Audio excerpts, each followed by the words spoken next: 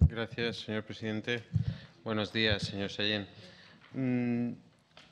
La pregunta era sobre el capteniment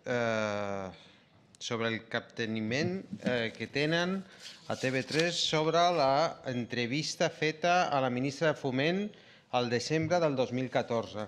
Y ya le adelanto, digamos, para que el enunciado no sea tan amplio, que se refiere a la noticia salida en el Confidencial Digital sobre que la ministra Ana Pastor no volverá a dejarse entrevistar por TV3 porque, según ella, dedicaron varias horas a grabación y a la emisión de un reportaje y se eliminó allí cualquier referencia a las inversiones del Estado en Cataluña. Y le preguntaba sobre esta cuestión, si es cierta esta noticia y que me amplíe un poquito. Moltes gràcies, diputat. Per contestar té la paraula el senyor Eugeni Sallent. Moltes gràcies. Bon dia.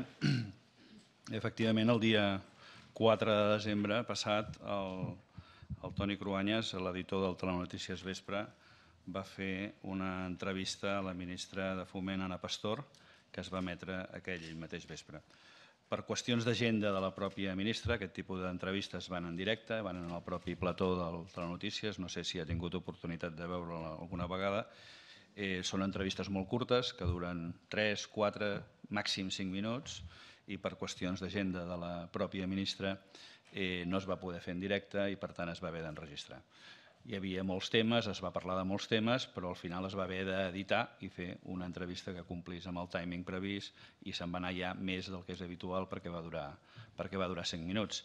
I crec que es van destacar les coses més rellevants que va dir la ministra. I, a més, es va avisar, i així ens ho va fer el mateix editor, que la versió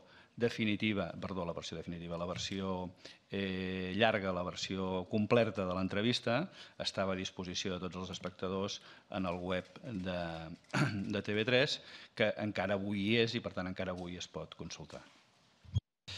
Moltes gràcies, senyor Sallent. Per repreguntar té la paraula el diputat Carlos Carrizosa. Gracias.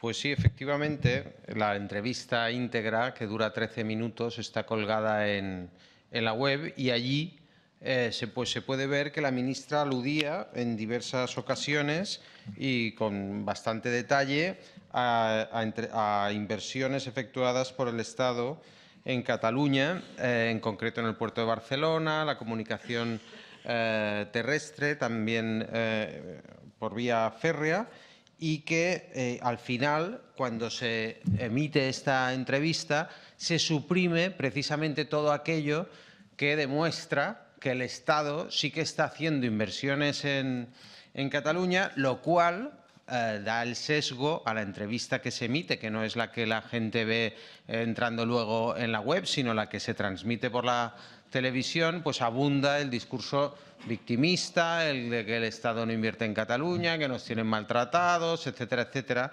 Y claro, si hay algo que interesa a los catalanes, también es si el Estado invierte o no invierte. Y si la ministra va a hablar a Cataluña, pues lo que le interesa es decir si ha invertido y que aquello que ha invertido los catalanes lo sepamos. Y son informaciones relevantes e interesantes. El omitir algo que se dice por parte de un ministro de las inversiones que nos afectan a los catalanes, a nosotros nos parece una forma pues de abundar en el victimismo, de adoctrinar, de ocultar la verdad, noticias expresadas con falta de rigor, impropio de una televisión pública, una falta de cortesía también a aquel ministro que viene y que se somete a la televisión pública catalana, una falta de lealtad institucional. Y por último también pues le preguntaría si es cierto lo que dice el último párrafo de la noticia, que ante la queja de la ministra de que se le suprimió toda esa parte de la entrevista, si verdaderamente hubo algún tipo de respuesta a la ministra o la respuesta por parte de TV3, tal y como dice la noticia, fue el silencio. Gràcies, diputat. Per contestar té la paraula el senyor Eugeni Sallent. Em temo que no estem d'acord, perquè en l'entrevista es pot escoltar com la mateixa ministra anuncia un pla de més de 300 milions d'euros per a Rodalies a Catalunya. I això, diguem-ne, està en l'entrevista que es va emetre, en el tros, en el fragment que es va emetre en el Telenotícies Vespre. I, per tant, em sembla que en aquest sentit no és cert que no ho diguéssim. Textualment, l'editor va dir: hem parlat de més qüestions amb la ministra, l'entrevista sencera la podran trobar al web de TV3 i demà també a les desconnexions territorials del Telenotícies Comarques amb la informació del Ministeri de Foment de cada demarcació. Hem de recordar que la ministra va venir bàsicament per inaugurar o per posar en marxa tot el procés dels accessos viaris al Port de Barcelona i que en aquells moments hi havia de molta actualitat tot el tema de la inundació de l'estació de l'AVE Girona.